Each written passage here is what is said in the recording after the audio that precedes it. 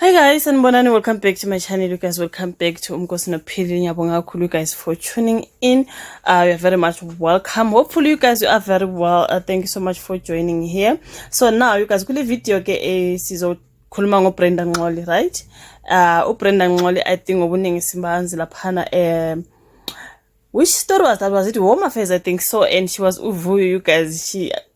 She's well known ngaleyo character leyo uVuyo. So uBrenda Nxoli ukhuluma lapha na ukuthi you guys uthi akazi ukuthi kungani engasaqashwa you guys when it comes to ku TV uthi akasawathola ama TV gigs and akakwazi ukuthi yini inkinga.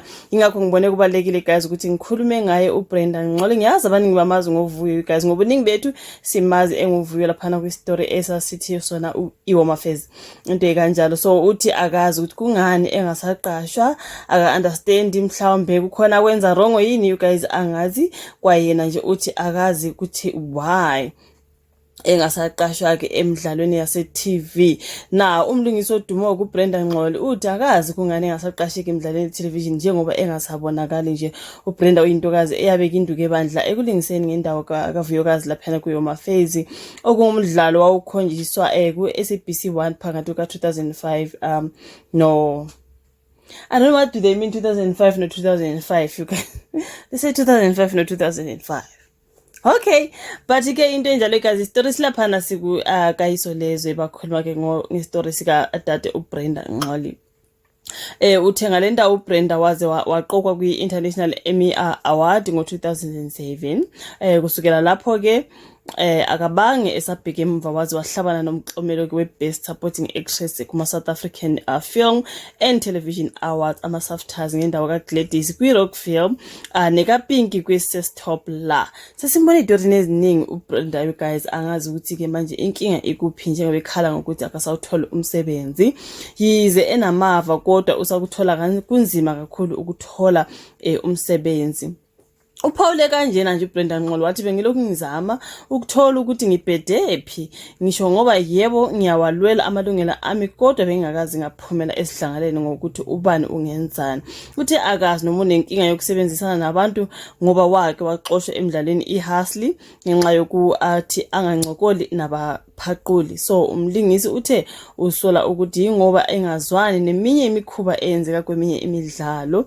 Uthe kunomdidiyeli wemidlalo ayelingisa kuwo My Perfect Family owafika endlini newayini kodwa abangenza lutho ngenxa yokuthi kwasuke kwafika umngani wakhe uChuma. So wafika newayini athe ufika uChuma ke kwangabi khona into eyenzekayo. So ngokuhamba kwesikhathi waxoshwa emidlalweni we-television futhi indawo yakhe yathathwa ngomunye umuntu. Ubuye wathi kukhona owamtshela ukuthi okumenza angaqashwa ukuthi akamemeki eThekwini.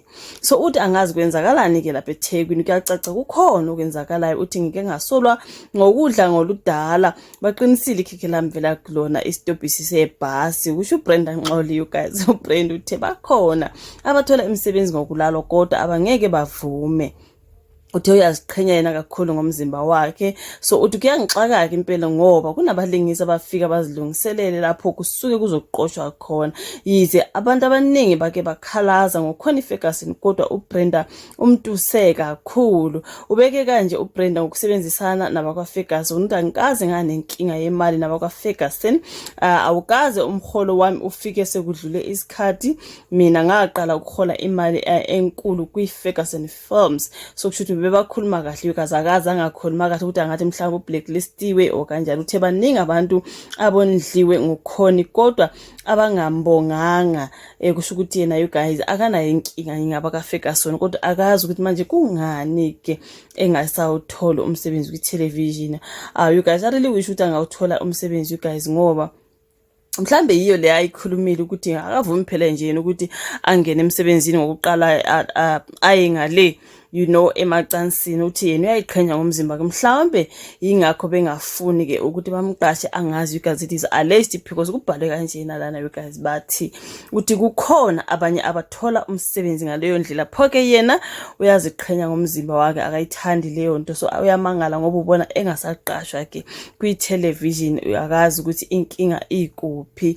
That is uBrenda Nxoli you guys. Simazi ngoVuyokazi kakhulu kwi Home Affairs. Ukhona idorini eziningi kodwa Nkosi yami simazi kakhulu ngovuyo on Home Affairs ke. I really hope ke kunganoshintsho akwazi naye ukuthi athole umsebenzi ngoba that is a very very good actress, you guys. That lady is a very very talented actress into kanjalo. So kuluza bona ke laba ngafuna ukumqasha, it is their loss, to be honest, it is their loss. Okay, but anyways, your thoughts in the comment section ke lapho because ngodaba luka Brenda Ngxoli.